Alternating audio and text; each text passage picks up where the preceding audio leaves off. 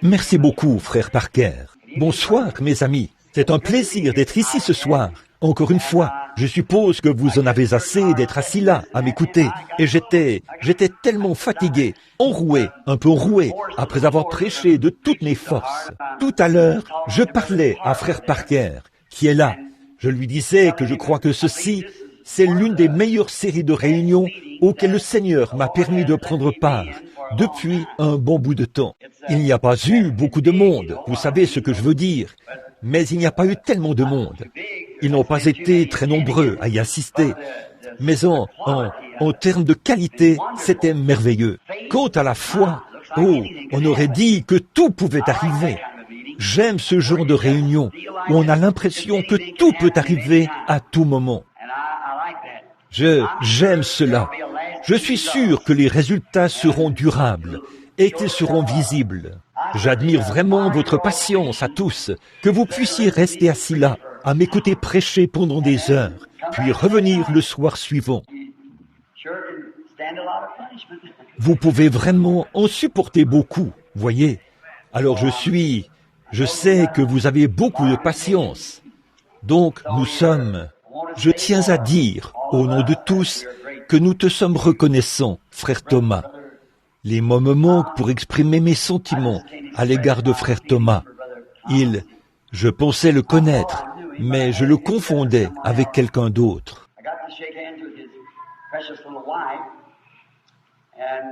J'ai pu serrer la main à sa précieuse petite épouse. Ce sont vraiment des serviteurs de Christ. Et j'espère vraiment, si Dieu le veut, que nos chemins se croiseront encore de nombreuses fois dans cette vie. Si j'étais vous et que je vivais dans les parages, c'est son église que je fréquenterais. Donc, j'aime un homme qui...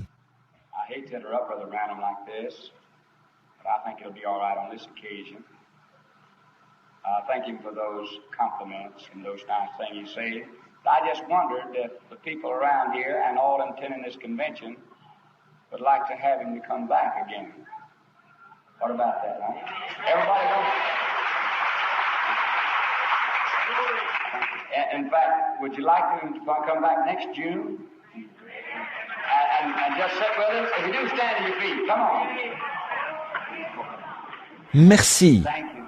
All right. Merci. Thank you very much. That's really nice. Thank you, Brother Parker. Merci beaucoup.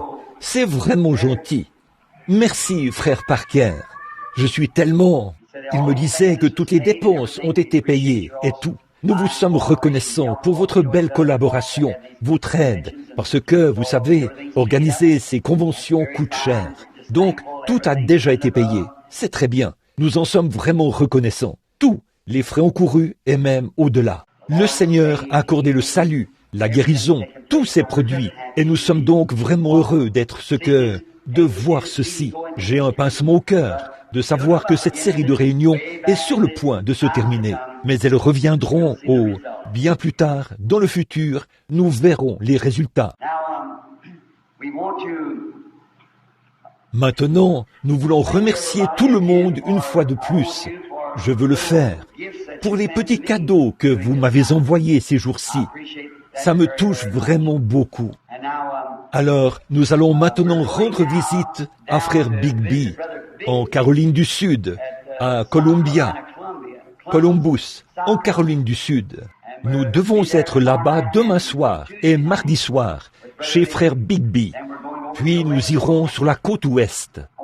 Je veux vous demander, puis de là, je pense bien, après que nous aurons terminé la campagne là-bas, je veux aller en Afrique, en Australie, en Nouvelle-Zélande et un peu partout là-bas. Puis solliciter vos prières pour moi, afin que Dieu me vienne en aide. Merci beaucoup. Nous sommes très reconnaissants pour tout. Je le dis pour moi-même et pour les gens qui sont ici et qui viennent du tabernacle. Je suis avec quelques-uns de nos administrateurs sont ici, des diacres, et quelques-uns de mes amis de là-bas. Notre pasteur est ici. Je n'ai pas encore pu voir frère Neville. Je suppose qu'on l'a déjà présenté. L'a-t-on fait? Oui, frère Neville. Où es-tu, frère Orban? Je n'arrive pas à te repérer. Et, oh là là, là, au fond, toujours aussi grand. Viens ici un instant. Cet homme, je sais qu'il est un vrai serviteur de Christ. C'était un méthodiste pur et dur. Puis, il a reçu le Saint-Esprit. Maintenant, c'est un méthodiste rempli du Saint-Esprit. Voici notre précieux pasteur. Je veux te serrer la main, frère Neville. Merci, il y a des places. Je connais frère Neville depuis des années, et aussi sa charmante petite épouse, avant même qu'il soit marié. Depuis toutes ces années que je le connais, il n'a pas du tout changé, si ce n'est qu'il est monté plus haut en Dieu. C'est tout, mais c'est quelqu'un sur qui on peut compter. Nous l'aimons, là, en tant que pasteur. Il remplit cette fonction depuis des années, et nous espérons qu'il y restera jusqu'à ce que Jésus revienne, si telle est la volonté du Seigneur. Frère Neville, voudrais-tu dire un mot à l'auditoire? Well, I'm certainly delighted to be here in company with this good man of God that's been my privilege to associate with for this 10 years. I don't know whether I've made a good Gehazi or not, but I've tried to carry the staff for this man of God. He's more than a friend to me. He's been, as it were, a father in the gospel for me also, even though I exceed him a few years in age. But yet I'm so delighted also to be in this meeting. Something got a hold of me down here in Southern Pines that I like this place real well. And I've enjoyed it immensely. I know that God had a hand in my being able to come here and be with Brother Branham in this meeting. Well, I've been delighted so much in being here that things have just worked out so convenient and so wonderful that I just can't praise the Lord enough tonight for all of this. But above all, I said when I came here, there is one thing that highlights the whole meeting for me, and that's this Word of God. Amen. I wouldn't, if I never see a person healed, if I never see anybody pray for the sick, if God just continues to give me His Word, there's delight that fills my soul and comes from the bottom of my feet to the top of my head. This Word of the Lord. And amen. I'm delighted that God has blessed this, our God's servant and prophet, and I felt the blessing come off of him onto me. So I'm glad I got to be here. I hope you all felt the same thing that I have in these services. God has really blessed His servant down here at this place, is the reason I know that He expressed it a while ago. And great and mighty things that we have in faith tonight. Father, the Bible teaches us we don't need to have things visible. All we need is when we pray, believe, and we've already got them. Amen. I have them now because that's the way the Bible says it is. And I'm delighted in that because God is doing these wonderful things through this, our pastor, God's servant and prophet, Brother Branham, and may the Lord ever bless him and continue to keep him in this way. Praise the Lord.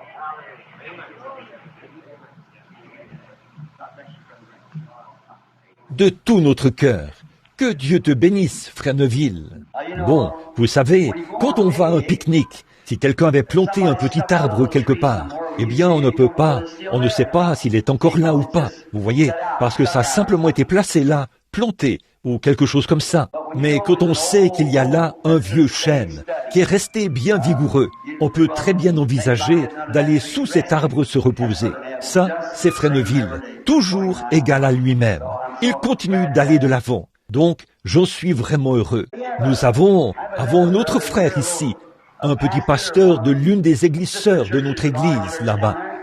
S'il ne s'avance pas, j'aimerais qu'il se lève. C'est frère Junior Jackson, un autre méthodiste rempli du Saint-Esprit. Junior Jackson, où es-tu? Frère Junior Jackson, un méthodiste rempli du Saint-Esprit. Le voici, juste ici, frère Jackson. Veux-tu dire quelque chose? Y a-t-il quoi que ce soit que tu veux dire? Très bien. Un autre qui se trouve ici, c'est frère Palmer. C'est un autre de nos frères qui est ici. Voudrais-tu te lever, frère Palmer? Il est pasteur à Macon, en Géorgie.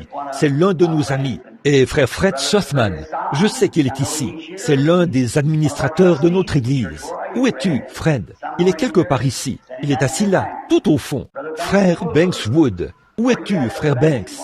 C'est un autre de nos administrateurs. Le voici. Frère Banks était un témoin de Jéhovah, vous savez. Il a assisté à la réunion. Il avait un garçon infirme, David, dont la jambe était repliée sur elle-même à cause de la polio.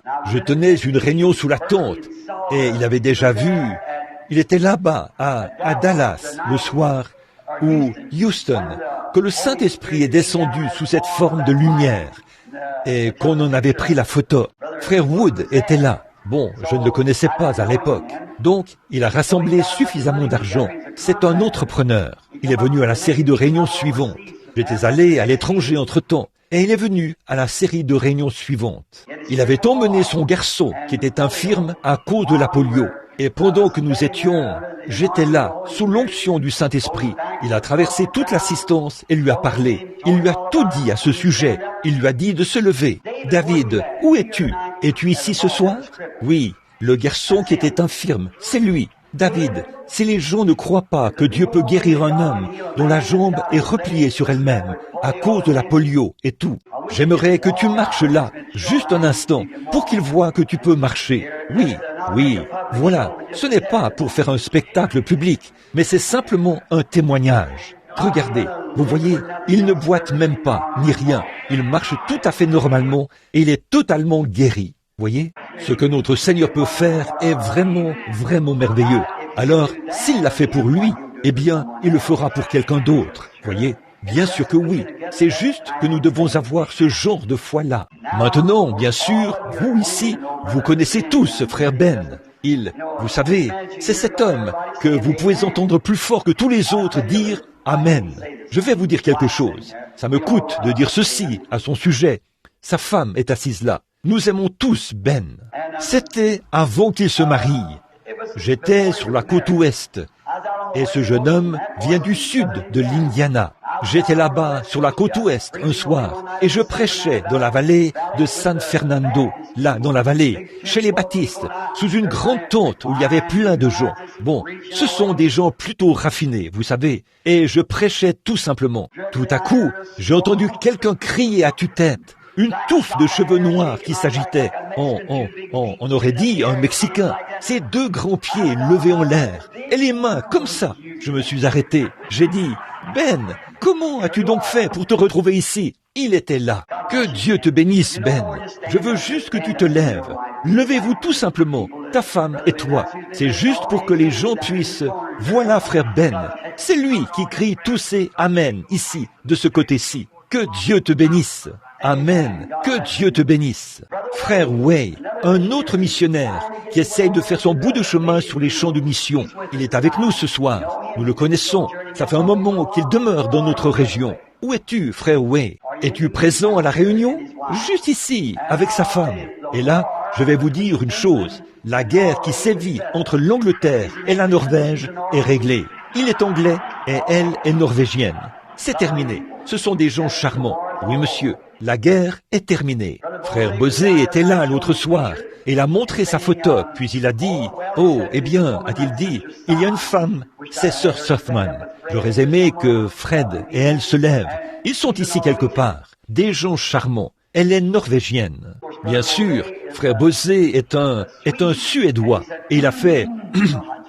Vous savez comment Joseph fait? Il a dit, il y a un dame ici, une sœur, a-t-il dit. Elle est norvégienne. Il a dit, bien entendu, si vous ne pouvez pas être suédois, il est bon d'être norvégien. Une fois à l'extérieur, il m'a regardé. J'ai dit, bien entendu, Joseph, c'est vraiment dommage que tous ne soient pas irlandais, des Irlandais. Donc, nous avons tous le sens de l'humour là-bas. Frère Higginbottom, où es-tu? Il est quelque part ici. Eh bien, un autre homme rempli de piété qui vient de notre région. C'est quelqu'un qui a été l'un des administrateurs à l'église, là-bas, pendant des années et des années. Et son amie, Sœur Argenbright, Sœur Ruth Argenbright, qui est juste ici. Je crois qu'elle est assise ici, dans l'allée. Levez-vous. Combien connaissent Minor Argenbright? C'est l'un des vice-présidents des hommes d'affaires du plein évangile. Il est son cousin. Oh là là, si j'oublie de mentionner certains d'entre vous, je suis fier de chacun de vous. Je suis heureux que vous soyez ici avec nous. Nous ne savons pas, comme nous allons et venons. Frère et sœur Down sont aussi assis là. Sœur Brown, frère Brown aussi, frère McKinney, un autre prédicateur méthodiste qui a le Saint-Esprit. Où es-tu, frère McKinney? Où es-tu? Ici? Il vient de l'Ohio. Ici, tout au fond, ici. Un autre qui est pleinement né dans cette parole. Un méthodiste dégagé de tout ça. C'est vrai, il a maintenant le baptême du Saint-Esprit. Et il va de l'avant pour Dieu. Pat Tyler, un autre de mes amis intimes, qui est assis ici. Frère Pat, lève-toi. Vous connaissez peut-être tous Pat Tyler. Merci, frère Pat. Que Dieu te bénisse. C'était un hors-la-loi, un bandit, un assassin. Dieu l'a sauvé et a fait de lui un saint. Il fait de l'autostop d'un bout à l'autre du pays pour assister aux réunions et tout. Vous savez ce que je pense de ces gens que je considère d'où ils viennent? Je pense à Hébreux, chapitre 11. Ils furent sciés, ils allaient çà et là, vêtus de peau de chèvre et de peau de brebis, eux dont le monde n'est pas digne. Chacun d'eux a un témoignage. Tom Simpson, où est Tom? Est-ce qu'il est venu? J'ai cru voir sa voiture là dehors. Sa famille et lui, je croyais qu'il était ici. Peut-être que je me suis trompé. Oui, il se baisse et remonte comme une touche sur une ligne de pêche là-bas. Boum, boum, comme ça. Très bien. Que le Seigneur vous bénisse tous. Nous sommes heureux d'être ici. Il y en a d'autres qui viennent de la Géorgie et d'autres endroits. Nous sommes heureux que vous soyez tous ici et de rencontrer nos vieux amis. Est-ce bien sœur Peckinpah de Chicago que je vois? Je pensais que c'était elle. Et sœur Little à côté d'elle. Et sœur D'Amico. Des gens précieux et bien-aimés de Chicago. Ce groupe de femmes qui me sont très chères. Et les autres qui sont assis ici. Il y a ce frère qui vient de quelque part en Géorgie. Son nom m'échappe. Tous ces gens, oh là là, on dirait qu'ils sont un peu partout ici. Nous sommes heureux de faire partie de cette communion fraternelle. Une fois, je parlais avec le vieux frère Bosworth. Il a dit, « Frère Branham, sais-tu ce qu'est la communion fraternelle ?» En anglais, « fellowship ?» J'ai dit, « Je pense que oui. » Il a dit, « C'est deux personnes dans un même bateau. » En anglais, « fellows » signifie personne et « ship » signifie bateau. Donc, c'est cela. Mais nous avons de la communion fraternelle. Que le Seigneur vous accorde sa grâce. Merci pour tout ce que vous avez fait. Je vais noter l'une de cette série de réunions dans ma liste comme l'un des moments marquants de mon ministère. Pour votre bonne collaboration, pour ces braves frères et sœurs, et tout ce monde si accueillant. Je me sens tellement à l'aise que je me suis enroué à force de prêcher. Maintenant, après moi, c'est frère Ned Iverson qui continuera les services là-bas à Columbia, chez frère Bigby. Frère Ned, es-tu ici ce soir? Je ne sais pas si... Oui, là-bas derrière, un presbytérien rempli du Saint-Esprit. Oui, le docteur Lee Vail et sa femme, mes précieux amis bien-aimés. Frère Vail a travaillé avec moi au cours des séries de réunions, un précieux ami. Je suppose que tous ces hommes ont été présentés et tout. Es-tu ici, frère Vail? Es-tu dans le bâtiment ce soir? Là-bas derrière. Que le Seigneur te bénisse. Sœur Vail, où es-tu? Je n'ai pu que lui faire signe de la main. Que Dieu te bénisse, sœur. Nous sommes si heureux qu'ils soient tous ici. Priez tous pour moi maintenant. Je continue d'avancer par la foi, en croyant que, d'un moment à l'autre, nous pourrions voir la venue du Seigneur. Je ne sais pas tout à fait quand, comment, où, mais je veux être prêt quand il viendra. Et parfois, je pourrais penser que ce sera comme ceci, mais peut-être que ce sera autrement. Mais quoi qu'il en soit, je veux être là quand il viendra. Je veux partir avec lui. C'est là mon ambition. Non seulement je veux partir, je veux que tous mes amis et je veux que tous mes ennemis partent aussi. Je veux que tout le monde parte. J'ai eu une petite vision où je ne veux pas appeler cela un ravissement. Je n'avais jamais eu une vision comme celle-là. Je me tenais là-haut en train de regarder. Je me suis retourné pour me regarder. Ça s'est passé récemment. Beaucoup d'entre vous l'ont lu dans les magazines et tout. Mes amis, vous ne pouvez pas vous permettre de manquer ça. Ne le faites surtout pas. Donc, il y a un endroit là-bas. J'étais là-bas, exactement comme je me tiens ici, et je m'étais retourné pour me regarder. J'ai déjà eu des visions. Les visions, je sais ce que c'est. Si c'était une vision, c'était la vision la plus étrange que j'ai jamais eue. Là-bas, j'ai vu des gens, ceux qui étaient partis de l'autre côté. Je les ai vus là-bas. Les vieux étaient jeunes. Ils se tenaient là. C'étaient des êtres humains exactement comme moi. mais sans péché. C'était au-delà de la perfection, sublime. Il était impossible de décrire ce que c'était. Et quand j'ai su que je devais revenir, il n'y avait qu'une seule raison pour laquelle j'allais revenir. Essayez de persuader les gens. Quoi que vous fassiez, ne manquez pas cela. Ne manquez pas cela. Ne manquez pas cela. Vous ne pouvez pas vous permettre de manquer cela. Tout le reste, mettez tout le reste de côté. Mais préparez-vous pour cela. Voyez, quoi que vous fassiez. J'irai sur les champs de mission cet hiver, si le Seigneur le veut, à mon retour de ces voyages. Alors, soyez en prière pour moi. En effet, ici, c'est facile. De temps en temps, on voit un esprit impur venir dans une réunion pour essayer de déranger. Mais là-bas, ce sont des sorciers et des démons. Vous avez intérêt à savoir de quoi vous parlez. J'y ai certainement fait face. En effet, ce sont des démons et ils vous défieront sans hésiter. Mais, oh, comme pas une seule fois, je le dis, la main posée ici sur ma Bible, pas une seule fois. Et vous savez, vous pouvez imaginer le nombre de fois où cela a été défié partout dans le monde. Dieu n'est pas entré en scène et n'a pas déchiré les rideaux et n'a pas montré qu'il est Dieu, exactement comme il l'était du temps d'Élie. Il est toujours Dieu. Oui, pas une seule fois. C'est pour ça que certains d'entre vous, des ministres, viennent m'inviter à aller dans leurs églises. J'attends jusqu'à ce que je me sente conduit à y aller. Alors, si je viens simplement en mon propre nom. Si je viens comme ça, c'est juste par amitié pour vous. Mais quand je me sens conduit à venir, là, je peux venir au nom du Seigneur Jésus. Dès que je pose les pieds hors de l'avion, cela m'appartient. Amen. Je prends le contrôle de tout cela au nom de Jésus-Christ. À ce moment-là, vous le rencontrerez là-bas, parce que vous êtes l'ambassadeur de Dieu à ce moment-là. Mais là, quand une église vous envoie, ou qu'un ami vous demande de venir, ou quelque chose comme ça, là, vous y allez encore juste en présumant. Oh, présumez. Je suppose que vous en avez assez d'écouter ce sujet. Maintenant, prenons notre bonne vieille Bible. Mais avant de le faire, prions. Vous voyez, nous parlons et tout. Maintenant, concentrons nos pensées sur lui pendant les prochaines minutes. Notre Père Céleste, nous étions en train de remercier les gens de leur gentillesse et de leur bienveillance.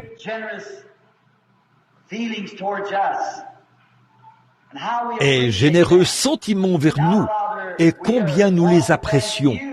Et maintenant, Père, nous voulons te remercier avant tout, car c'est toi qui as fait ceci, Seigneur. C'est toi qui nous as bénis et qui nous a permis de nous asseoir ensemble dans les lieux célestes, en Christ. Satan aurait perturbé et gâché notre réunion. Mais tu nous as tant aimés que tu nous as tous permis de nous rassembler pour communier autour de la parole. Nous en sommes tellement reconnaissants, ô Dieu, même si je suis un peu enroué à cause d'une voix fatiguée. Seigneur, j'ai vraiment passé des moments merveilleux, alors que je ressentais ton esprit bénir mon âme. La parole, ne manquant de rien, coulait comme des fleuves, au point où tout ce que j'avais à faire, c'était de m'asseoir. Ô Dieu, j'en suis si reconnaissant. Puisse notre frère Parker et toute son équipe, et cet endroit où nous avons été invités, Seigneur, puisse-t-il être béni. Accorde-leur des milliers d'âmes. Exauce-les quand ils prient pour les malades. Exauce leurs prières, Seigneur, et guéris les malades. Et quand ils essayent de faire quelque chose en ton nom, honore cela, Seigneur. Donne-leur le fruit de l'esprit et donne-leur le grand désir de leur cœur, Seigneur, des âmes comme salaire. Quand ce jour-là, quand nous nous tiendrons là devant toi, puissent les âmes venir de partout et entourer de leurs bras ce précieux homme rempli de piété et son équipe.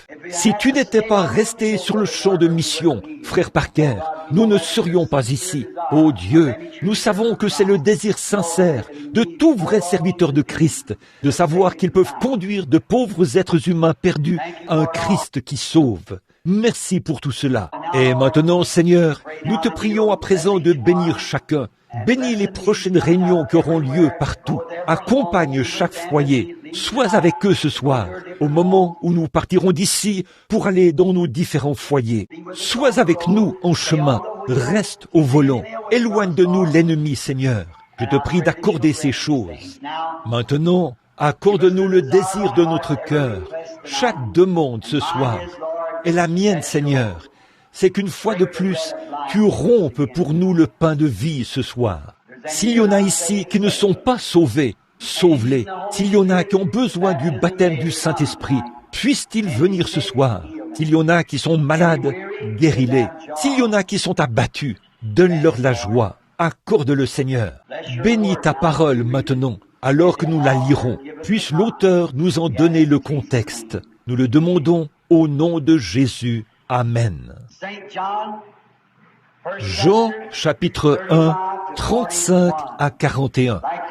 J'aimerais lire ces précieuses paroles.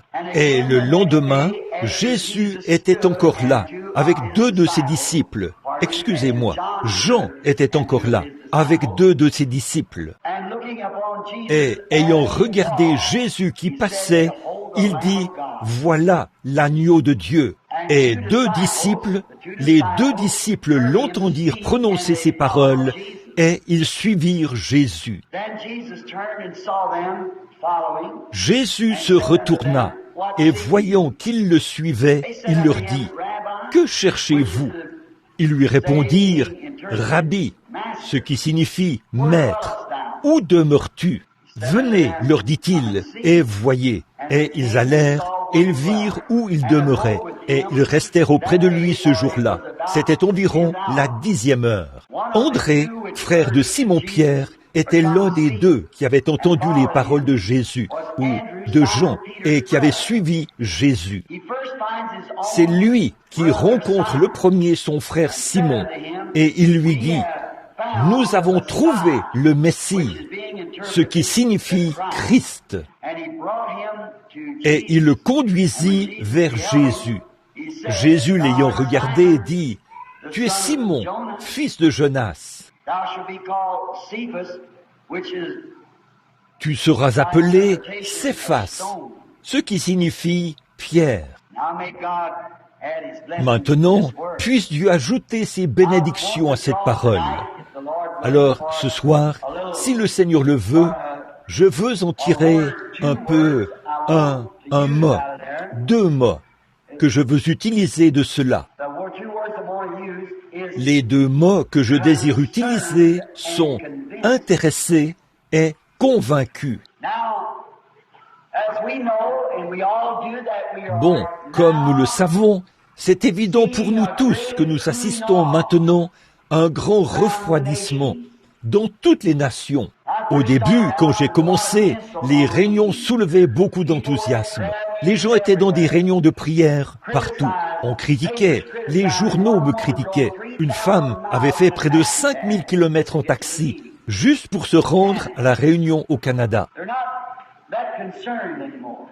Les gens ne sont plus intéressés à ce point-là. On dirait qu'il y a eu une apostasie. Et on dirait que les gens ne sont plus tellement intéressés. Plus beaucoup en tout cas. Pas autant qu'ils le devraient. Les gens ont très peu d'intérêt. Maintenant, le seul intérêt que nous avons, ce n'est pas pour les réunions qui durent toute la nuit. Une fois, je suis resté sur l'estrade pendant 8 jours et 8 nuits, sans me retirer, afin d'essayer de prier pour tout le monde. Et à la fin, il y avait 40 000 et quelques personnes qui attendaient qu'on prie pour elles. Vous voyez, je n'ai pas pu le faire, mais on prenait un groupe par ici et on les amenait dans les bois. Et on prenait un groupe par ici et on les amenait dans les bois. Des ministres priaient pour les gens jusqu'à ce qu'ils reçoivent le baptême du Saint-Esprit. Ils ne se donnaient aucun répit tant qu'ils n'avaient pas reçu le Saint-Esprit. Excusez-moi, j'ai dit 42 000. Je crois que si vous regardez dans le magazine, c'est 28 000 personnes qui attendaient encore. Sur des kilomètres à la ronde, autour de Johannesburg, il n'y avait absolument pas d'endroit qu'on pouvait louer. On avait dressé des tentes et tout. Les gens ne sont plus intéressés à ce point-là. Voyez, les feux du réveil s'éteignent. Voici ce qui intéresse les gens maintenant. Venez juste adhérer à l'Église. Ou, ce qui intéresse vraiment, c'est soutenir un programme évangélique à la radio ou une émission de télévision où on fait une sorte de spectacle. Pour la bonne cause, bien sûr, certainement. De grands bâtiments, on construit de grandes écoles et tout, comme ça. On dirait que c'est là où il y a de l'intérêt maintenant. Les gens ont en quelque sorte perdu la vision de la prière, de la détermination, comme ils l'avaient autrefois. Il s'est passé quelque chose. J'aimerais bien savoir ce qui s'est passé. Et maintenant, ils ne semblent pas être intéressés par « on peut visiter telle église » ou faire un appel à l'autel. Autrefois, les gens se précipitaient à l'autel.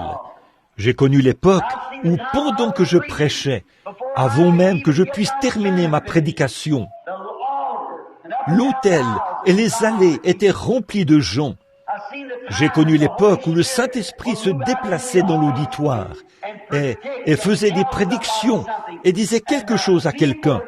Et les gens étaient étonnés et s'évanouissaient dans leur siège. Il y a quelque chose qui cloche quelque part. Ils continuent de faire la même chose. C'est toujours le même évangile. Je n'ai pas du tout changé depuis que j'ai commencé. J'ai commencé uniquement avec la parole de Dieu toute nue et je m'en suis tenu strictement à cela depuis lors. Ça fait 32 ans que je suis derrière la chair et je n'ai jamais rien retiré ni changé quoi que ce soit. Je continue d'exprimer les choses exactement comme quand j'ai commencé. Je ne peux pas me rétracter. C'est la parole de Dieu. Et si je le dis exactement comme c'est dit ici, la prochaine fois, je devrais dire la même chose. Parce qu'ici, c'est écrit comme ça, ici, voyez. Donc, je ne peux rien faire d'autre à ce sujet. Et le Saint-Esprit fait encore la même chose. Donc, mais on dirait que les gens n'ont pas assez d'intérêt. Maintenant, je me demande pourquoi n'y a-t-il plus d'intérêt comme autrefois? Je crois que ce qui fait qu'il n'y a plus autant d'intérêt qu'autrefois, c'est que les gens ne sont plus aussi convaincus qu'autrefois. Il faut être convaincu avant de pouvoir être intéressé. Ils ne sont pas intéressés. Les gens utilisent leur temps maintenant, au lieu de faire de l'évangélisation et d'essayer de faire quelque chose, tout le monde veut construire une très grande école ou un grand quelque chose où ils peuvent enseigner et faire en sorte que les prédicateurs adoptent de meilleures manières derrière la chair et ainsi de suite. Vous savez ce que je crois? Je crois que les gens ne sont pas convaincus que Jésus revient bientôt. Je ne crois pas qu'ils sont convaincus qu'il reviendra dans cet âge-ci. Et je crois que c'est pour ça qu'ils ne sont pas intéressés, parce qu'ils ne sont pas pleinement convaincus. C'est vrai.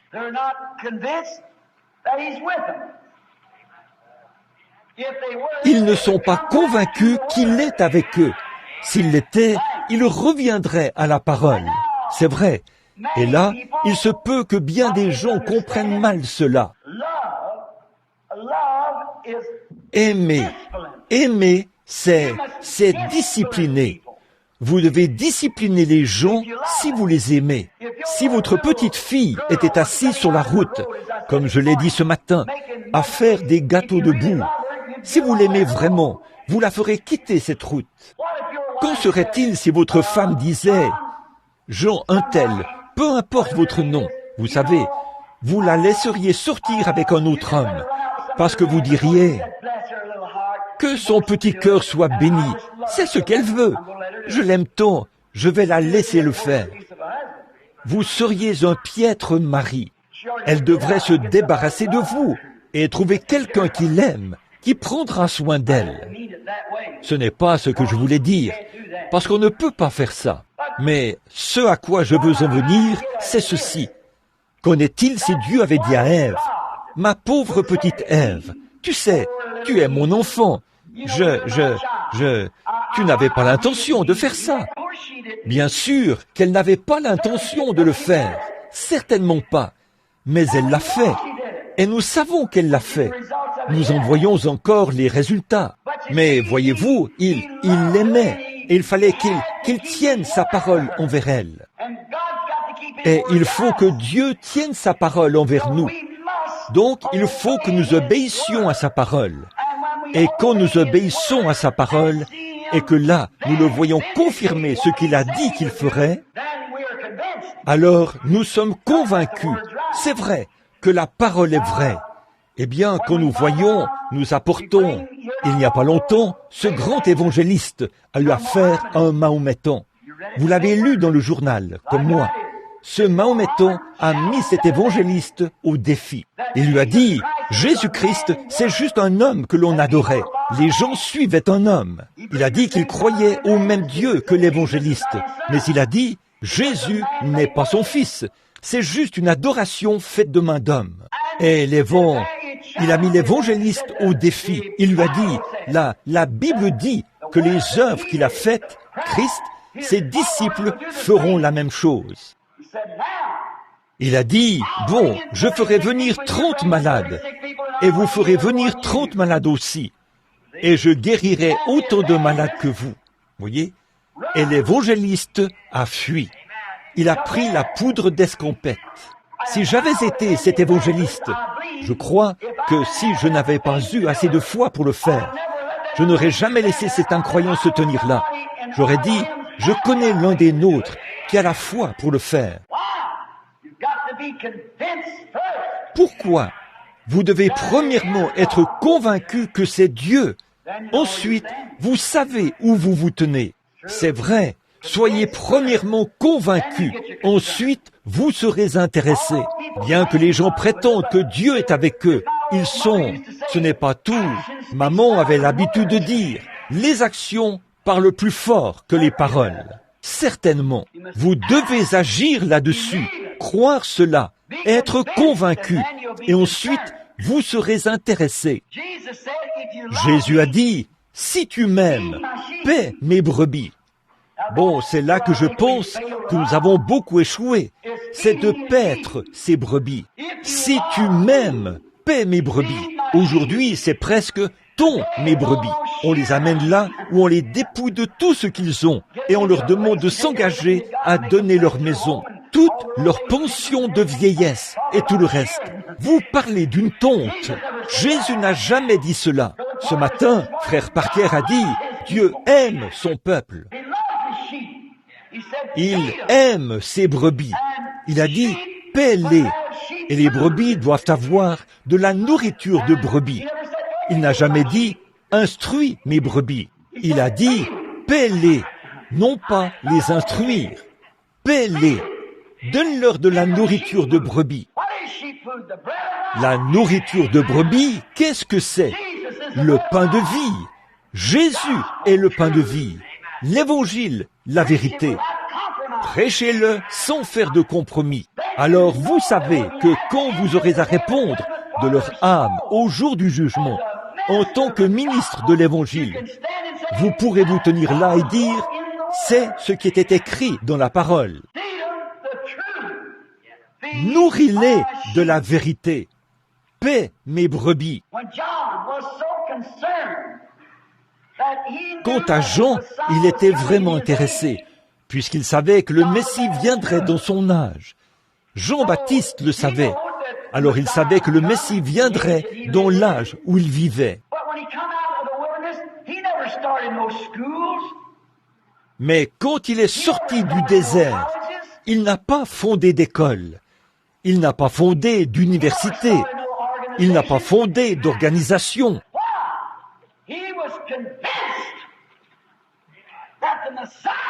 Pourquoi? Il était convaincu que le Messie viendrait en son temps. Sa nourriture, son message, ses actes en rendaient témoignage. Et nous croyons qu'il vient dans cet âge-ci. Pourquoi voulons-nous amasser de grandes choses? Pourquoi investirions-nous des millions de dollars pour construire des écoles et des bâtiments pour dire ensuite que Jésus revient? Eh bien, le grand public a plus de bon sens que ça. Les gens savent que vous parlez de quelque chose que vous ne croyez pas. Mettons en pratique ce que nous prêchons. C'est vrai. Là, il faut que nous fassions cela. Jean était vraiment certain. Au sujet de sa naissance, il savait que sa naissance était très étrange. Nous savons tous dans quelles circonstances Zacharie a vu l'ange. Cela a dû mettre à rude épreuve ce vieux couple. Zacharie était un homme âgé et Élisabeth était une femme âgée. Mais ils avaient cru qu'un jour, Dieu leur donnerait un enfant. Elle était stérile. Nous savons qu'à la naissance de Jean, cette naissance étrange, le fait de savoir qu'il serait le serviteur de Dieu, avait dû être dur pour le vieux couple. En effet, ils savaient, au vu de leur âge avancé, qu'ils ne vivraient pas assez longtemps pour voir ce garçon entrer dans son ministère. Et le père de Jean était sacrificateur. Mais lui qui avait cet appel, au lieu d'aller au séminaire où son père était allé, il ne pouvait pas aller là-bas. Il ne pouvait pas prendre de risques à ce sujet. Il ne pouvait tout simplement pas s'y mêler, car il avait vu dans l'Écriture qu'il devait être la voix de celui qui crie dans le désert. Il avait vu qu'il serait le messager qui précéderait le Messie, et il lui fallait en être certain. Il a attendu dans le désert jusqu'à ce qu'il soit convaincu. Puis, il a été intéressé. Il était convaincu. Il voulait rester. Il était tellement certain qu'il verrait Jésus qu'il a dit ceci. Il est là. Il se tient maintenant au milieu de vous. Il y en a un parmi vous que vous ne connaissez pas. Oh, j'aime ça. Il y en a un parmi nous ce soir. Mais je suis heureux que nous le connaissions. Je crois que c'est lui qui rend témoignage. Le glorieux Saint-Esprit rend témoignage que Jésus revient bientôt. Car c'est conforme à la parole. Et tous les signes sont en train de s'accomplir. Nous sommes au temps de la fin. Il ne voulait pas rester et là faire une erreur. Alors il est resté dans le désert jusqu'à ce qu'il soit convaincu qu'il savait comment reconnaître le Messie. Et Dieu lui a montré le genre de signe qu'il devait surveiller quand il verrait le Messie. Alors, quand il l'a vu et qu'il a vu le signe qui était censé l'accompagner, il était convaincu que c'était lui. Il a dit, je rends témoignage que c'est lui, car c'est Dieu qui lui avait parlé et le lui avait annoncé par le prophète 712 ans avant sa naissance. Il était la voix de celui qui crie dans le désert pour préparer le chemin du Seigneur et aplanisser son sentier. Et le Dieu qu'il avait établi d'avance et qu'il avait prédestiné à ce travail. Il s'est attendu à ce Dieu jusqu'à ce qu'il entende ce Dieu lui parler. Amen. Quand ce Dieu lui a dit ce qui allait arriver, il était convaincu. Quand il a vu ce signe, il a dit, le voici. Amen. Si seulement nous pouvions être aussi sincères, si nous pouvions attendre à l'autel, non pas avoir un genre de petite sensation, puis nous lever d'un coup et partir, mais rester là. Quoi qu'il arrive, restez là, jusqu'à ce que vous soyez parfaitement convaincus par la puissance de sa résurrection, que le Saint-Esprit s'est emparé de vous et qu'il vous tient, et que vous êtes une nouvelle créature en Christ. Restez là, jusqu'à ce que vous soyez morts et ressuscités. Alors, vous n'entrerez pas dans l'eau étant un hypocrite. Vous y entrerez en sachant qu'il est mort pour vous et que vous êtes mort avec lui. Et là, vous y descendez pour ressusciter avec lui, pour montrer au monde que vous croyez qu'il est mort et qu'il est ressuscité, et que vous êtes mort avec lui, et que vous êtes déjà ressuscité. Et maintenant, vous allez vous asseoir dans les lieux célestes et manger de la nourriture de brebis. C'est vrai. André, ce grand homme dont nous parlons, le frère de Simon, il est resté toute la nuit jusqu'à ce qu'il soit convaincu. Quand il se rendait au bord du fleuve, Jean, ce grand prophète, n'arrêtait pas de dire « Il y en a un, le temps est proche, race de serpents dans l'herbe. Ne prétendez pas dire « Je fais partie de ceci et je fais partie de cela. Nous avons Abraham pour père. » Je vous le dis, de ces pierres, Dieu peut susciter des enfants à Abraham. Oh, il ne faisait que mettre la cognée à la racine de l'arbre. Vous voyez, Jean était un homme du désert. Regardez de quoi il parlait. De cognée, d'arbres, de serpents. Vous voyez, c'est ce à quoi il était habitué, là-bas dans le désert. Il a dit, la cognée est mise à la racine de l'arbre.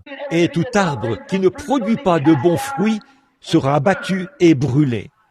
Frapper la cognée contre l'arbre, couper la tête des serpents et tout. C'était un homme du désert.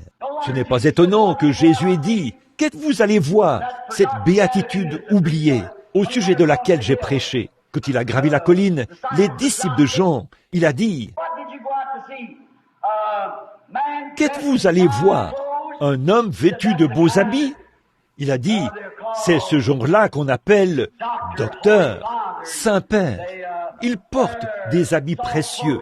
Ils embrassent les bébés, marient les jeunes et enterrent les vieux. Il se sert d'un canif. Un homme comme lui, que peut-il bien connaître du maniement d'une épée à deux mains sur le champ de bataille? Êtes-vous allé en voir un? Certains ont dit, alors, êtes-vous allé voir un roseau agité par le vent, ou tout petit groupe qui peut venir vous faire changer de ceci à cela et de ceci à cela? Pas Jean.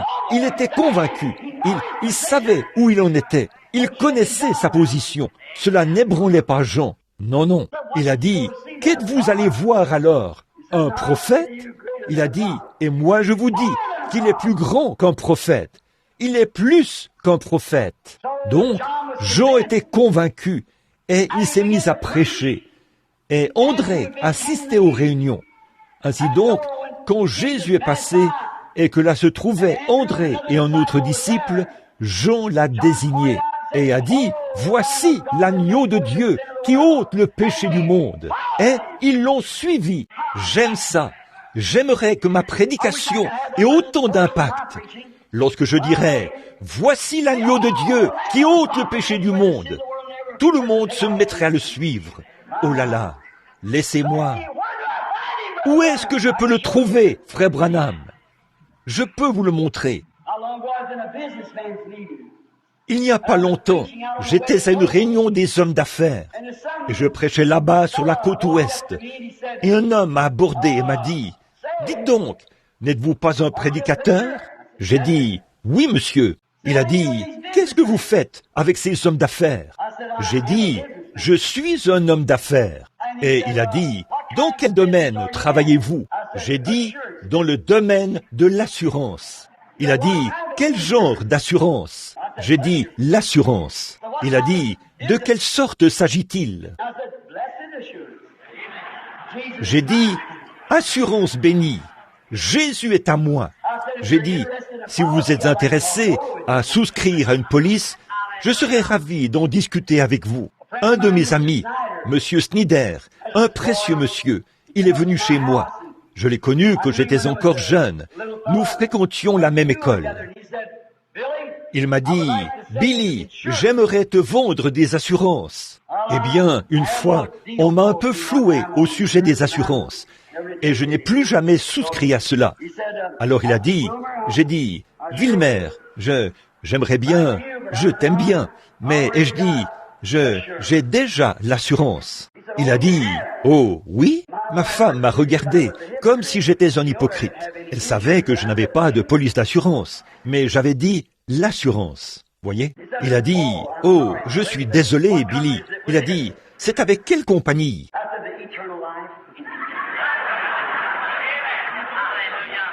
J'ai dit, « La vie éternelle. » Il a dit, « Je ne crois pas avoir déjà entendu parler de cette compagnie. » J'ai dit, « Tu devrais. » Oh, je suis convaincu que c'est vrai. C'est vrai.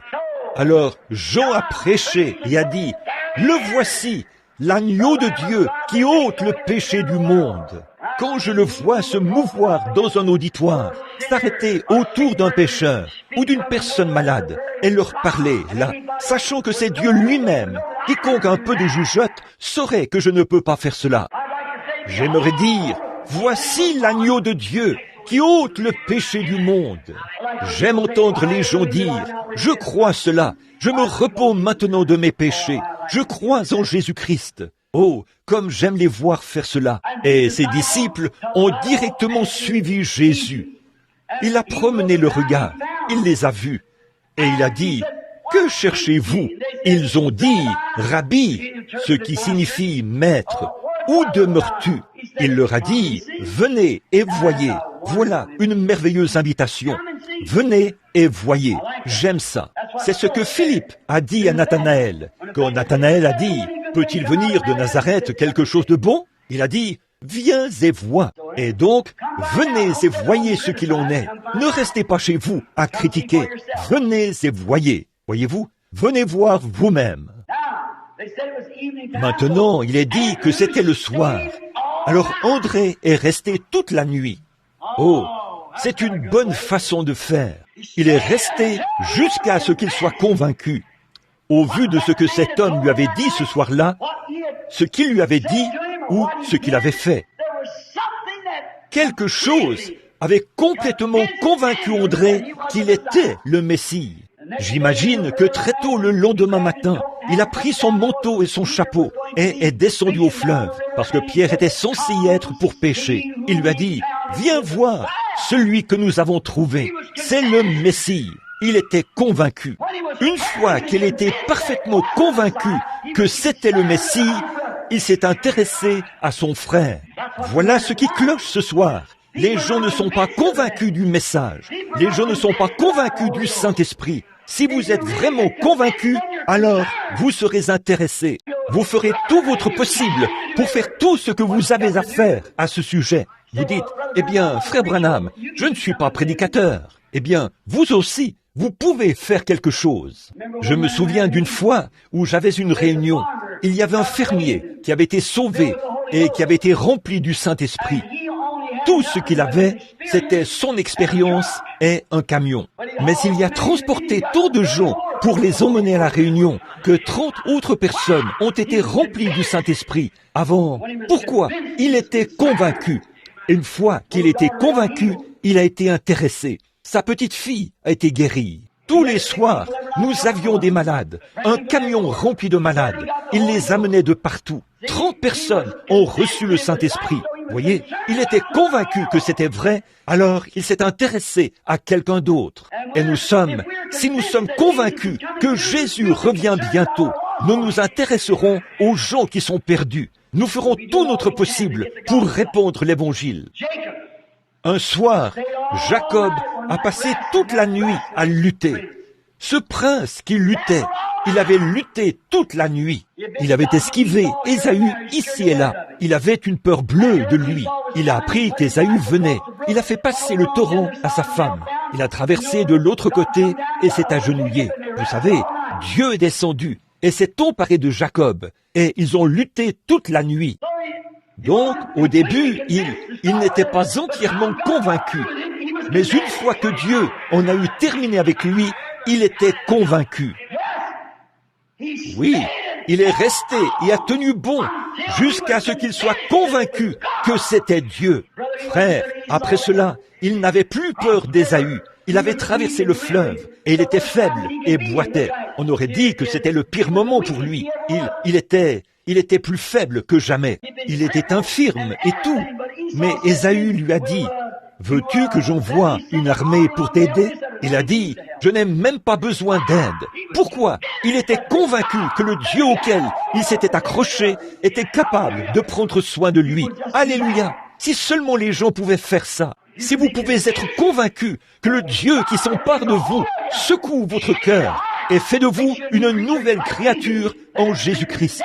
Que la maladie, la mort ou quoi que ce soit d'autre survienne.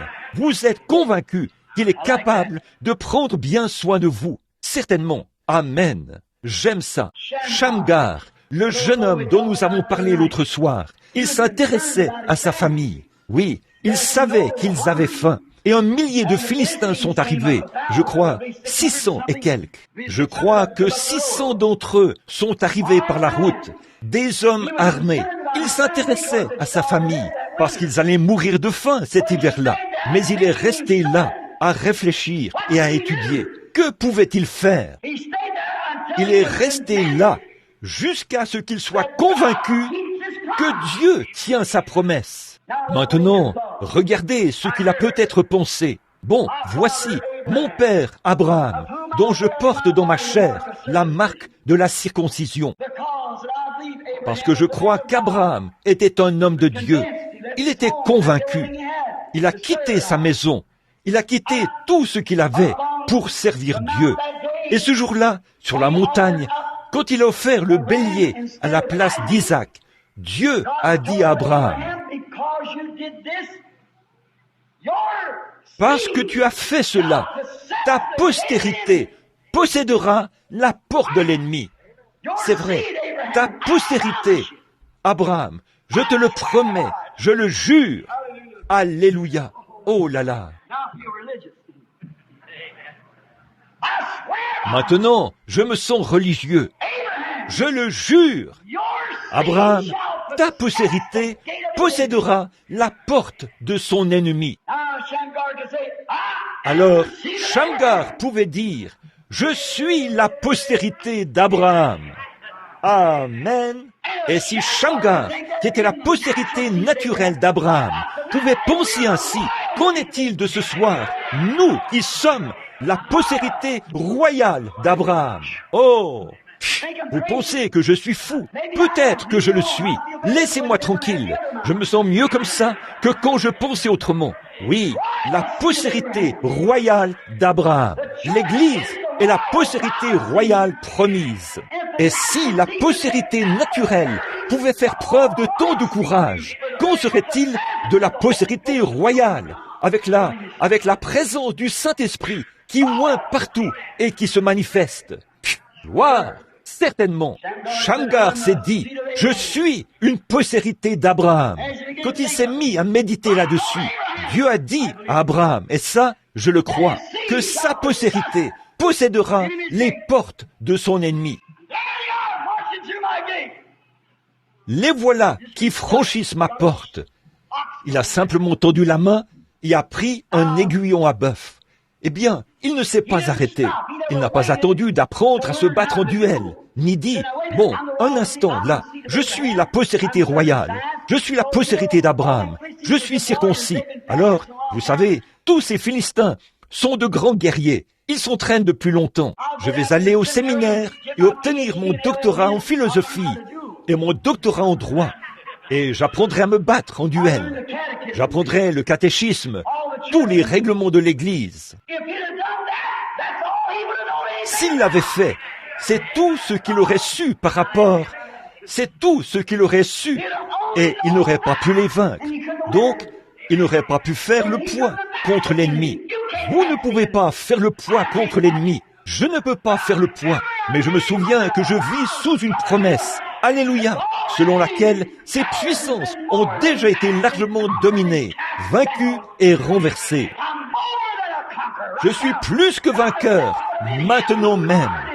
Pas moi-même, mais je suis en celui qui l'a vaincu pour moi, voyez, et qui vit toujours. Je fais partie de la postérité royale d'Abraham. Pensez-y un instant, puis prenez votre aiguillon à bœuf. Chassez ce démon du doute, loin de vous. Oui, il a dit, je ne peux pas apprendre à me battre en duel. S'il le fait, c'est tout ce qu'il saura faire, se battre en duel. C'est tout ce dont il aurait pu parler. Aujourd'hui, c'est ce que nous essayons de faire aujourd'hui. Des hommes ont dit, j'ai un appel dans ma vie pour entrer dans le ministère. Eh bien, fiston, dans ce cas, je vais appeler l'évêque pour voir si je peux te laisser aller à l'école, afin que tu apprennes la psychologie et que tu apprennes toutes ces choses.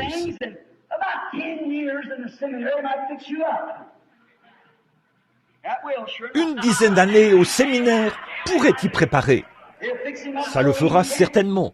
Ça le préparera de sorte qu'il ne puisse plus jamais se relever.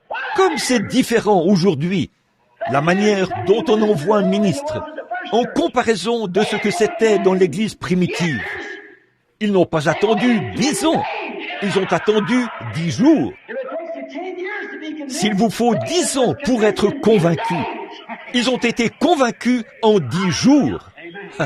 Amen. Il se peut qu'ils soient convaincus par rapport à la psychologie, mais il vous faut posséder la genoologie. Juste en 10 jours, ils ont été convaincus. Et ensuite, ils se sont intéressés aux autres. Certains d'entre eux ne savaient même pas écrire leur propre nom. La Bible dit qu'ils étaient ignorants et sans instruction, mais ils étaient convaincus. Alléluia! L'instruction, ça m'importe peu. Je suis convaincu que Jésus-Christ est le Fils de Dieu. Je suis convaincu que ceci, c'est le Saint-Esprit. Je suis convaincu qu'il est un guérisseur. Je suis convaincu qu'il est un sauveur. Je suis convaincu qu'il vient. Je suis convaincu que ceci, c'est cela. Je suis convaincu. Je crois cela. Ils ont dit qu'ils étaient convaincus. Quelque chose s'est passé. Ils ont été convaincus. Puis, ils ont été intéressés. Après avoir été convaincus. Ils étaient intéressés à ce que les autres connaissent la parole.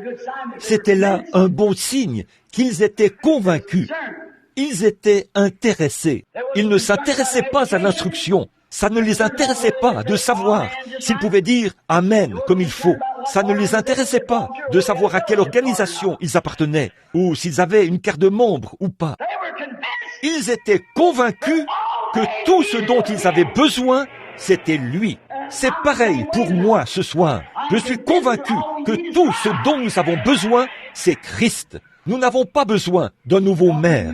Nous n'avons pas besoin de nouveaux présidents. Nous n'avons pas besoin d'une nouvelle armée. Nous n'avons pas besoin de nouvelles bombes. Nous avons besoin de Jésus. Voilà tout ce dont ils étaient convaincus.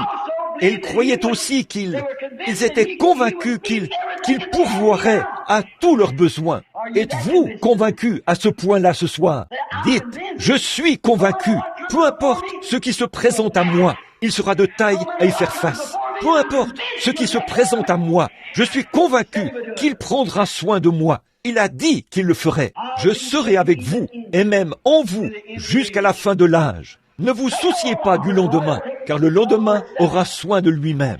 C'est vrai, souciez-vous seulement d'aujourd'hui. Si Dieu a ainsi revêtu le champ et l'herbe des champs qui existent aujourd'hui et qui demain n'existera plus, et dans sa pensée, s'il a eu de la considération au point que pas même un passereau ne puisse tomber dans la rue sans qu'il le sache, à combien plus forte raison connaît-il nos besoins? Je suis convaincu. C'est pour ça que vous ne me voyez pas mendier des offrandes, et ceci, cela. Je suis convaincu. Si je m'en tiens à cette parole, Dieu restera avec moi. Je suis convaincu. Pas besoin d'être donné. Ça viendra d'une manière ou d'une autre.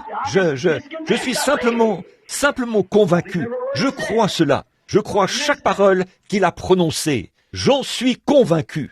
Je suis convaincu qu'il pourvoira à tous mes besoins. Je n'ai pas à m'inquiéter à ce sujet. Et il était aussi convaincu qu'il n'avait pas besoin d'un tas de psychologie et de toutes ces autres choses qu'il faut apprendre. Ils étaient convaincus que ceux à qui ils prêchaient, que tout ce qu'il leur fallait, c'est ce qu'ils avaient. C'est ça le problème aujourd'hui. Ils essayent de leur faire avaler d'autres choses, des credos et des choses de ce genre. Vous n'avez jamais été vraiment convaincu que le Saint-Esprit est réel. C'est tout ce dont j'ai besoin. C'est tout ce dont vous avez besoin. C'est tout ce dont n'importe qui d'autre a besoin. J'étais en Afrique il n'y a pas longtemps. Ils essaient d'instruire ces gens-là et les tribus. Quand vous les amenez vers l'homme blanc, ils adoptent les péchés de l'homme blanc. Il a son propre péché là-bas, dans la tribu. Quand vous l'amenez là, il adopte le péché de l'homme blanc. Et là, il est un fils de l'enfer 2 fois plus qu'au départ. Il n'a besoin que d'une seule chose. C'est Christ dont il a besoin. Amen. Une fois, Hudson Taylor. Vous n'avez jamais entendu parler de Hudson Taylor, le grand missionnaire en Chine? Il y avait un jeune Indien. Il avait été sauvé et il a dit qu'il était appelé au ministère. Il est venu voir Monsieur Taylor pour lui parler. Il lui a dit, Monsieur Taylor, devrais-je faire 4 ans d'études en psychologie et d'autres choses qu'il devrait faire? Et combien de temps me faudra-t-il pour obtenir ma licence en lettres? Monsieur Taylor lui a répondu, il a dit, Fiston, ne brûle pas la chandelle à moitié avant de commencer. Non, c'est aussi ce que je pense. N'attendez pas que la chandelle soit consumée à moitié et qu'une sorte d'instruction soit injectée en vous, une sorte de liquide d'embaumement. Ne faites pas ça, mais je vous le dis, dès que la chandelle est allumée, commencez. Je ne cherche pas à soutenir l'ignorance, mais voici ce que je veux dire. Si vous ne savez rien d'autre, dites-leur comment la chandelle a été allumée. C'est tout ce qu'ils doivent savoir. Dites-leur ce qui a allumé la chandelle. Dites-leur ce qui brûle là-dedans. Dites-leur simplement comment cela a été allumé. Faites en sorte qu'ils s'allument à leur tour. et ils s'occuperont du reste. Certainement, vous n'avez pas besoin de dire, d'utiliser toutes sortes de mots recherchés que vous ne connaissez même pas pour commencer et qui ne veulent rien dire une fois que vous les connaissez. Voyez, dites-leur simplement, gloire à Dieu, le Saint-Esprit m'a saisi et je suis un homme différent. Dites-leur comment la chandelle a été allumée. N'attendez pas qu'elle soit consumée, parce qu'à ce moment-là, ça produit juste de la fumée. On en voit trop aujourd'hui. Dites-leur simplement comment elle a été allumée. Cet aveugle à qui Jésus a rendu la vue là-bas, ils en ont fait tout un plat. Souvenez-vous, quand il est passé là, les disciples ont demandé, qui a péché, lui ou sa mère ou son père? Jésus a dit, aucun d'eux, mais c'est afin que les œuvres de Dieu soient manifestées. Et il lui a rendu la vue. Voici que tous les scribes et les pharisiens se sont présentés là. Son père et sa mère avaient une peur bleue, parce qu'on avait déjà dit, si quelqu'un écoute ce Jésus de Nazareth, ce prophète, il recevra simplement une lettre de l'Église. Vous êtes excommuniés. Ils n'ont pas du tout changé sur ce point. Vous voyez, c'est pareil. Si quelqu'un l'écoute ou assiste à ces réunions, il est immédiatement exclu de l'Église, pour commencer. On efface tout de suite votre nom du registre. Alors, ils sont allés chercher son père et sa mère et leur ont demandé, « Est-ce bien votre fils ?» Ils ont répondu, « Oui, c'est notre fils. » Ils ont dit, « Nous savons que c'est notre fils et nous savons qu'il est né aveugle. » Eh bien, ont-ils dit, « Comment a-t-il recouvré la vue ?» Ils ont dit, « Demandez-lui. Il a de l'âge. » Ils ont dit, « Donne gloire à Dieu, cet homme est un pécheur. » Voyons, ils ne pouvaient pas discuter de théologie avec eux. Certainement pas. Mais il y a une chose qu'il savait. Il était convaincu qu'il voyait. Il a dit, s'il est un pécheur ou pas, je ne sais pas. Je ne sais pas de quelle école il est sorti, ni rien à ce sujet. Mais voici un bon argument que j'ai. C'est que j'étais aveugle et je suis convaincu que je peux voir. Parce qu'il m'a dit que c'était possible et je l'ai écouté. Alléluia! C'est pareil pour moi. Autrefois, j'étais aveugle, mais maintenant, je vois. Autrefois, je ne pouvais pas voir ceci. J'étais un pécheur. Il m'a ouvert les yeux. Autrefois, j'étais aveugle. Maintenant, je vois. Il avait un bon argument, certainement, à tel point qu'ils n'ont pas pu trouver d'argument au retour. Pourquoi? Il était convaincu qu'il voyait. Il était convaincu que... Il a dit, c'est bizarre ça. Vous vous présentez tous ici comme des chefs religieux de la nation. Et vous dites que vous ne savez pas d'où vient cet homme. Et pourtant, il a accompli sur moi un miracle qui ne s'est jamais produit dans le monde. C'est étrange, ça. Frère, je crois que c'est un assez bon théologien, là. Pourquoi? Il était convaincu. Il y a quelque chose qui l'avait convaincu. Il était aveugle et là, il voyait. David, lorsqu'il est venu vers l'armée de Saül, alors que Goliath était dans le camp d'en face, David était le plus petit de tous. Goliath était le plus grand. C'est Saül qui aurait davantage fait le poids contre lui. Saül mesurait environ 2 mètres, je suppose, ou plus, peut-être 2,50 m. Il dépassait d'une tête tous les hommes de son armée. David était le plus petit de tous ces gens, et il était le seul qui n'avait pas reçu de formation. Mais frère, il était convaincu. Gloire! Voyez, j'aime l'aspect que j'ai.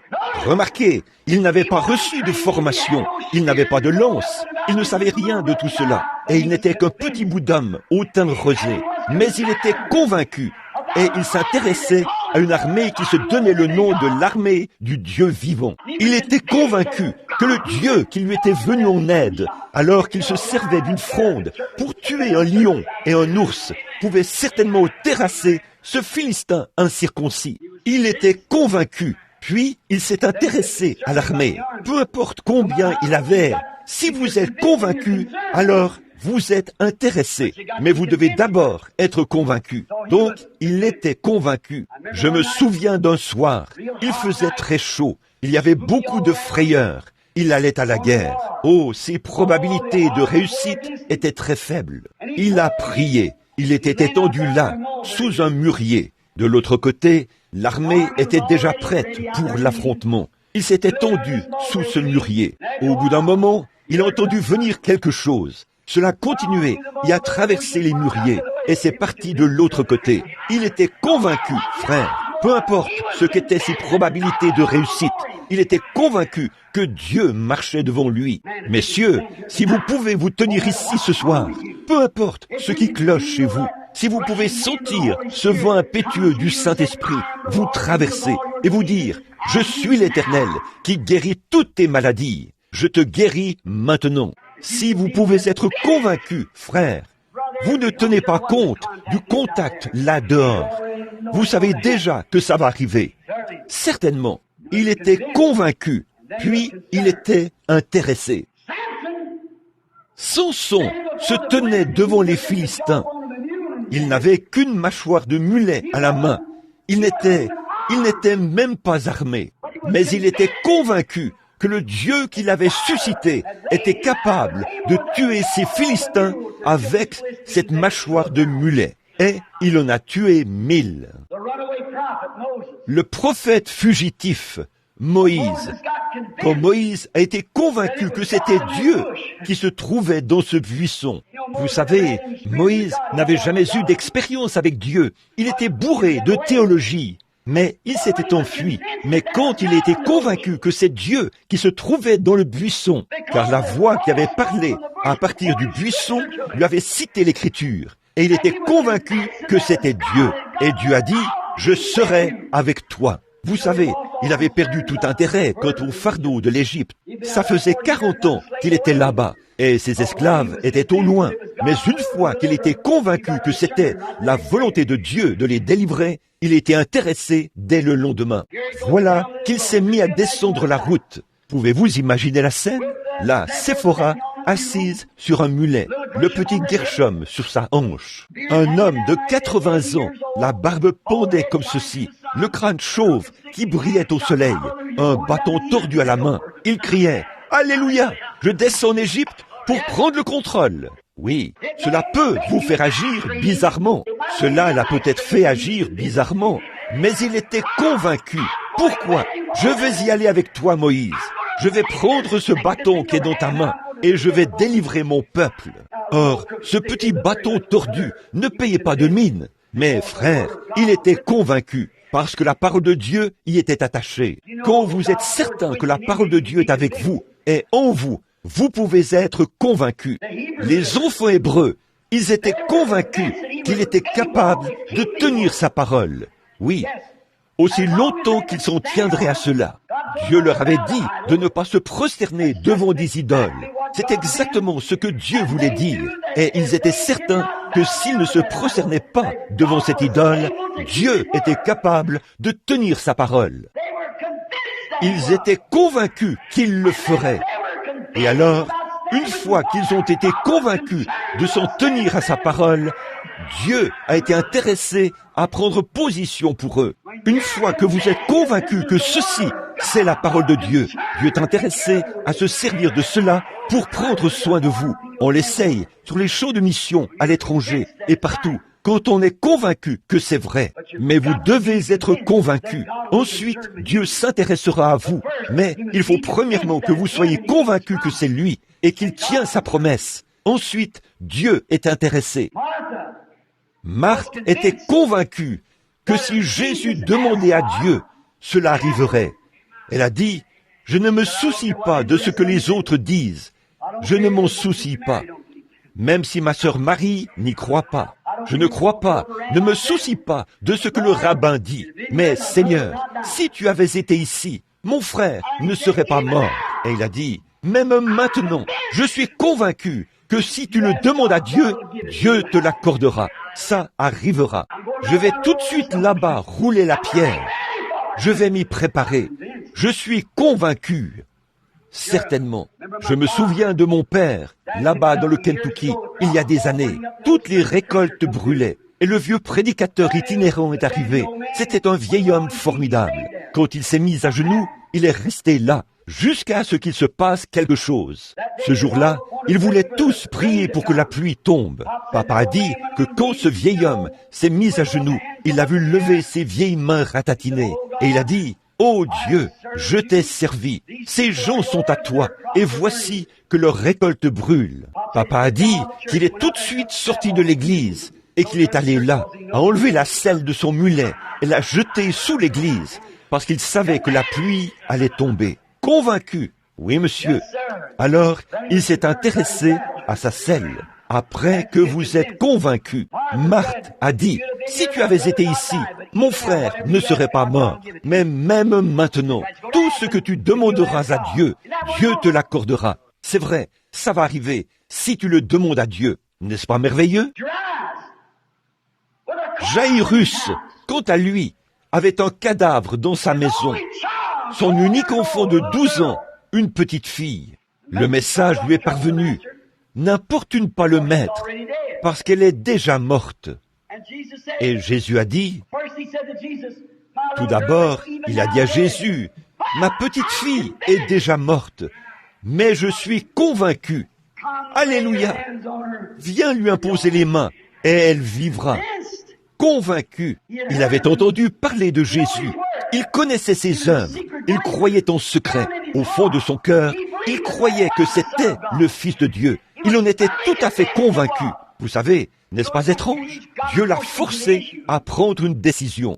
Dieu sait comment vous forcer à prendre une décision. C'est vrai, parfois, il laisse la maladie venir sur vous et tout le reste, rien que pour vous forcer à prendre une décision, à montrer ce qui est en vous, ce que vous êtes. Il l'avait forcé. Jaïrus a été forcé de croire cela. Ainsi donc, il a montré ce qu'il était. Il a dit, « Si tu viens imposer les mains à ma fille, même si elle est déjà morte, elle vivra. » Oh là là, j'aime ça.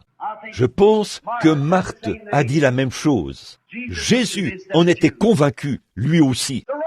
Le soldat romain, le centurion, il était convaincu. Si seulement il pouvait amener Jésus à prononcer la parole. Écoutez ce soldat, un Romain, un homme des nations, un païen. Il a dit, je suis soumis à des supérieurs. Je dis à cet homme-ci, à ce soldat, toi, va là-bas, et il y va. Et je dis à celui-ci, viens, et il vient. Pourquoi? Il était son supérieur. Quel était le sens de son témoignage? Jésus, tu as autorité sur toutes les maladies. Tu as autorité sur tout. Si seulement je peux t'entendre prononcer la parole, mon serviteur vivra. Je suis entièrement convaincu. Et puis, après tout ça, nous ne sommes toujours pas convaincus. Voyez, qu'était-ce? Jésus a dit que c'était une grande foi. Il n'avait pas trouvé ça en Israël. Prononce simplement la parole. La voici, ici même. Quand vous priez, croyez que vous avez reçu ce que vous avez demandé et cela vous sera accordé. Si vous dites à cette montagne, ôte-toi de là, et que vous ne doutez pas en votre cœur, mais croyez que ce que vous dites arrive, ce que vous aurez dit vous sera accordé. Alors, confessez.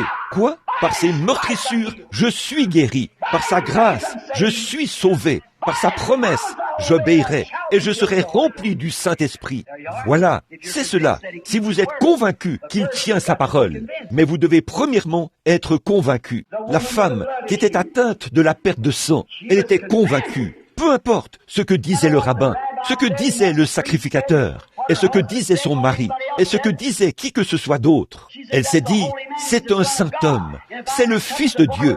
Si seulement je peux toucher le bord de son vêtement, c'est tout ce que j'ai à faire. Je suis convaincu que je serai guéri. Même si le médecin disait qu'elle ne pouvait pas se rétablir, elle s'est dit, je peux me rétablir si je réussis à toucher le bord de son vêtement. Elle était convaincue. La femme au puits était convaincue qu'il était le Messie.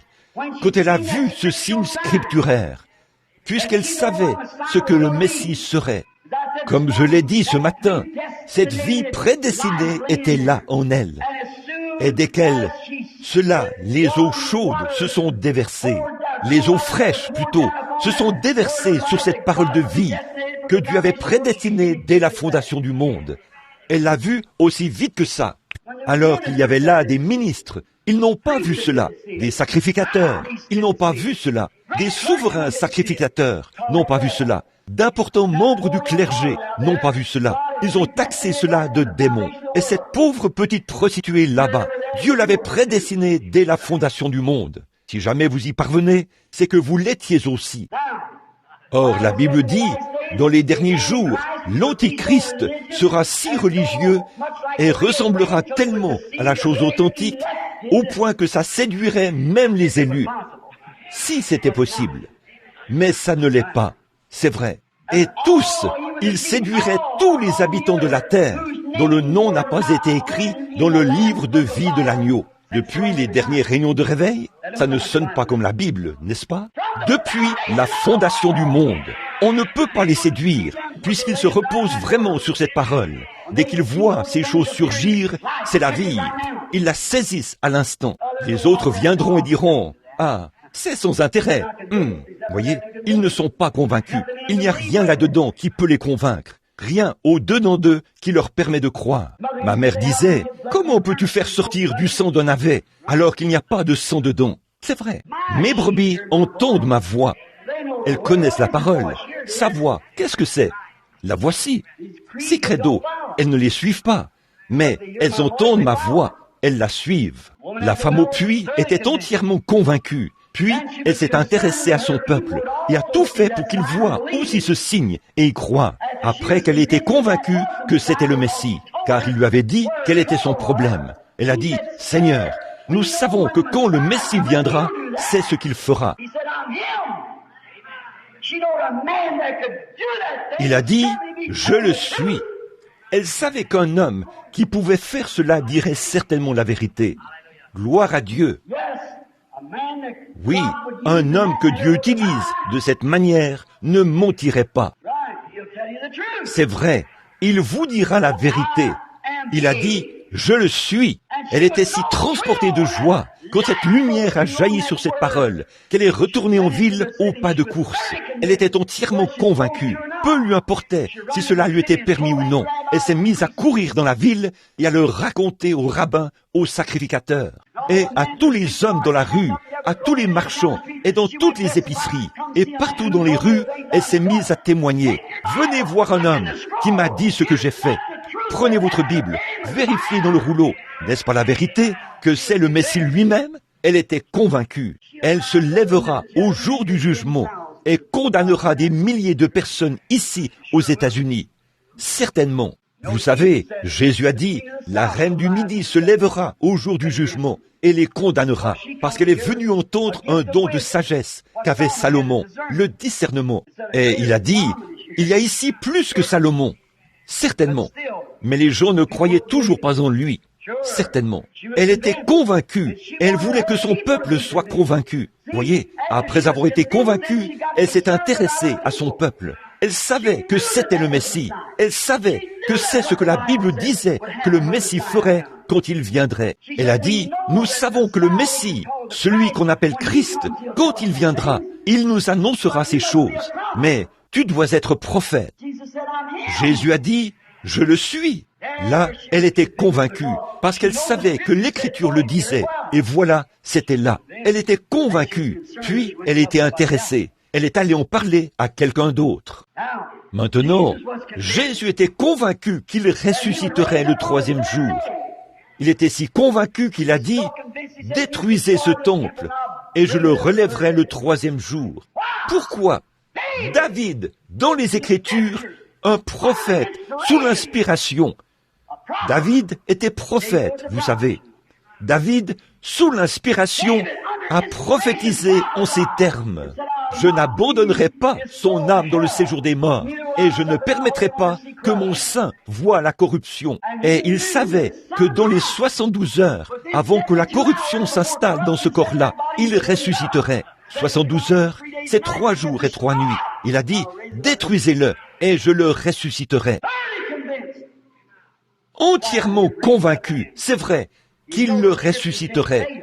Il savait que les Écritures ne peuvent pas faillir. Alléluia! Je suis convaincu qu'il est le même hier, aujourd'hui et éternellement. Je suis convaincu du ministère et du message que je prêche. Je suis convaincu que c'est la vérité. Je suis convaincu que ces visions viennent de Dieu. Je suis convaincu que nous vivons dans les derniers jours. Je suis convaincu que cet esprit qui est sur moi en ce moment, c'est le Saint-Esprit. Gloire!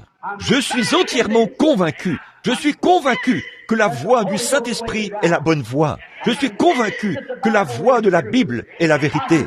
Je suis convaincu que Jésus-Christ est celui qui est ici en ce moment. Je suis convaincu que si nous croyons en lui, à cette minute même, je suis convaincu qu'il guérira tous les malades en un instant, en un clin d'œil. Je suis convaincu qu'il répandra le Saint-Esprit sur ce lieu, au point qu'un cri éclatera. Et qui sait ce qui pourrait alors arriver? Je suis convaincu. Je le crois de tout mon cœur. Pas parce que je suis un homme âgé. Je prêchais ceci quand je n'étais qu'un jeune homme, quand j'avais à peine 20 ans. Je suis convaincu depuis ce jour où il est venu à moi à la rivière. Alléluia! Je suis convaincu qu'il est ici maintenant. Je suis convaincu que cette colonne de feu est la même colonne de feu qui était avec Israël dans le désert. Et c'est la même colonne de feu qui est avec l'Église aujourd'hui. Gloire! Je suis convaincu que c'est vrai. J'ai consacré ma vie à cela.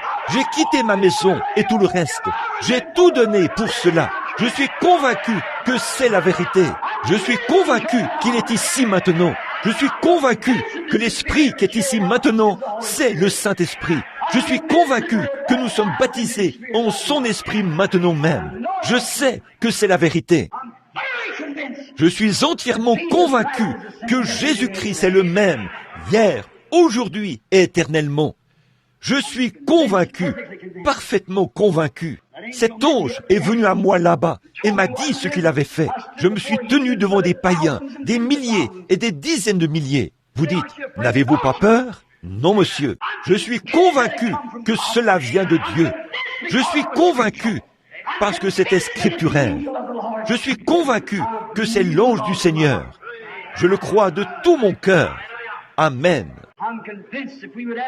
Je suis convaincu que si nous demandions quoi que ce soit à Dieu, il nous le donnerait.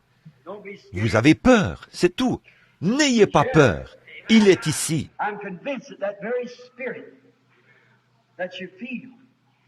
Je suis convaincu que cet esprit même que vous ressentez, ce Saint-Esprit qui agit en nous, je suis convaincu que c'est Christ.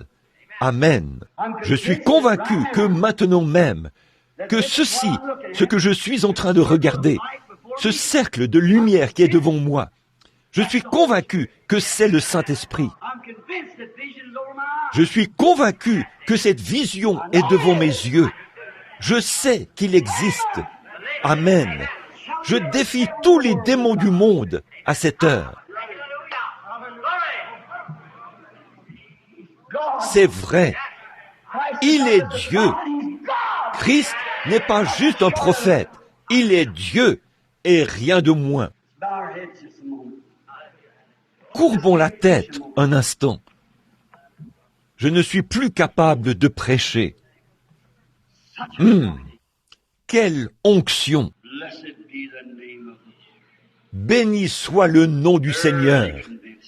Je suis entièrement convaincu qu'il est Jésus-Christ, le même hier, aujourd'hui et éternellement. Père Céleste, je suis convaincu que c'est toi.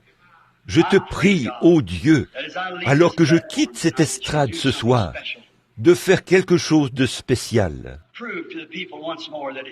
Prouve aux gens, une fois de plus, que c'est toi. Je te confie cet auditoire. Seigneur, nous sommes entre tes mains. Agis avec nous comme bon te semblera. Au nom de Jésus, Amen.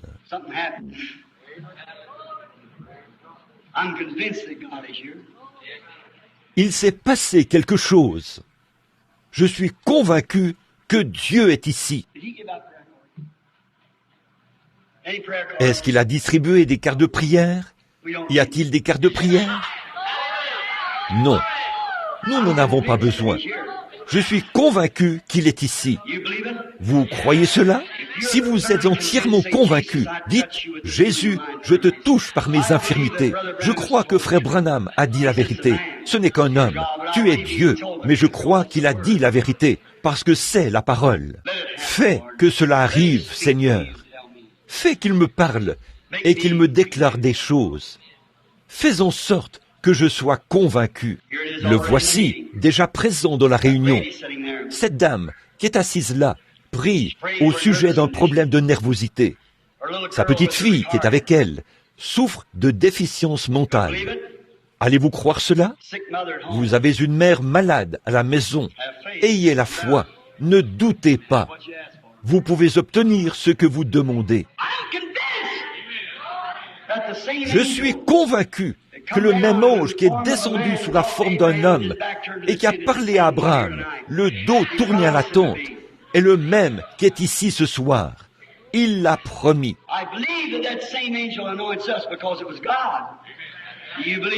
Je crois que ce même ange nous oint parce que c'était Dieu.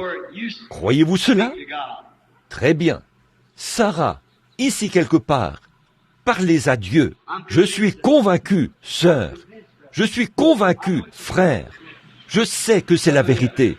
Certainement. Il y a une dame qui est assise derrière moi. Elle souffre du cœur. Elle est assise juste derrière moi. Je ne la connais pas. Elle se tient devant moi.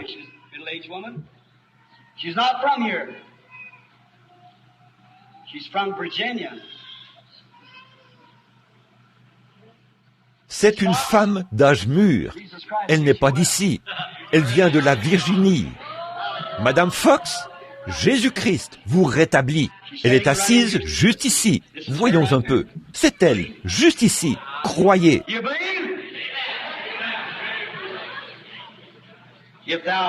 Croyez-vous? Si tu peux croire, tout est possible. Qu'en pensez-vous, madame? Vous et moi, sommes-nous des inconnus l'un pour l'autre? Vous croyez que je suis son prophète? Vous croyez? Vous avez des problèmes à la tête. C'est vrai. Vous vous appelez Madame Moore. Si c'est vrai, levez la main. Rentrez chez vous. Soyez guéris.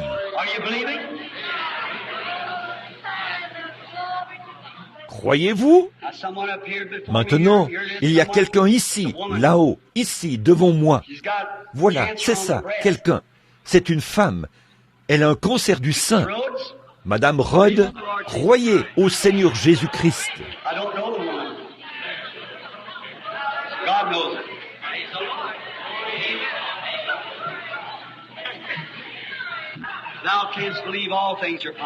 Je ne connais pas cette femme. Dieu la connaît. Si tu peux croire, tout est possible. C'est vrai.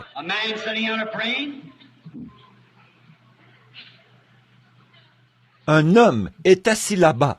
Il prie. Il vient de Tulsa. Monsieur Harwood, croyez au Seigneur Jésus-Christ. Allez et soyez rétablis. Ayez la foi. C'est tout ce que vous avez. Je ne connais pas cet homme. Je ne l'ai jamais vu de ma vie. Nous sommes des inconnus. Mais c'est vrai. Pourquoi? Il a touché quelque chose. Êtes-vous convaincu? Êtes-vous convaincu que Dieu tient sa parole? Si vous êtes convaincu, combien d'entre vous ont un besoin? Maintenant, certainement, comme c'est dit la femme au puits, demandez à ces gens, allez leur parler, partout où ils. J'en vois une autre. Oui, une autre. Écoutez, voyez si c'est vrai ou pas. Maintenant, ça fait le tour du bâtiment. Le bâtiment tout entier est oint, partout. Je suis convaincu que la présence de Jésus-Christ va guérir chaque personne qui se trouve ici. Êtes-vous convaincu de la même chose? Êtes-vous convaincu que je vous dis la vérité? Dieu confirme-t-il que je vous dis la vérité? Alors, je vous ordonne de vous lever et d'accepter votre guérison au nom de Jésus-Christ. Si vous êtes convaincu, levez les mains vers lui et donnez-lui la louange. Père Céleste, Saint-Esprit, remplis ce bâtiment. Ils sont convaincus que Satan est vaincu.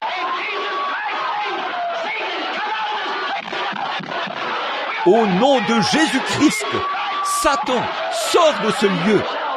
Nous sommes convaincus que ceci, c'est la présence de Jésus-Christ. Cela se fera. Amen.